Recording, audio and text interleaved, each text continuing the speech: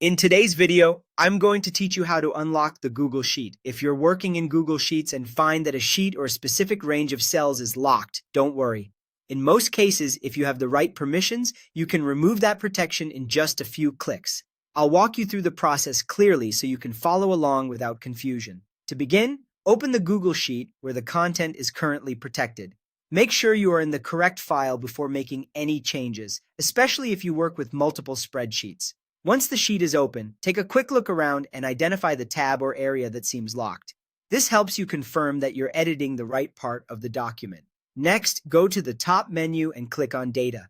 From the drop-down menu, choose Protect Sheets and Ranges. This will open a panel on the right side of the screen. That side panel is where Google Sheets stores all the protection settings for specific sheets or selected cell ranges. If you've never used this feature before, this is the main place where you can review what is locked and who can edit it. In the right side panel, look for the protected range or protected sheet that you want to unlock. If there are several protections listed, take your time and select the correct one. It's important to remove only the protection you actually want to change, especially in shared files where some locked areas may still be needed to prevent accidental edits.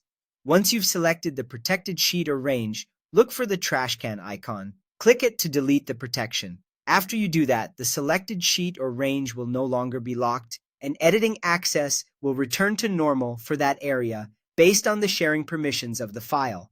If the trash can option isn't available, that usually means you don't have permission to remove the protection. In that case, you'll need to contact the file owner or the person who set up the protection. And that's it. Open the Google Sheet, go to Data, choose Protect Sheets and Ranges, select the protected item in the right panel, and click the trash can to remove the protection. It's a simple process once you know where to look, and it can save you time when you need to update a locked spreadsheet quickly.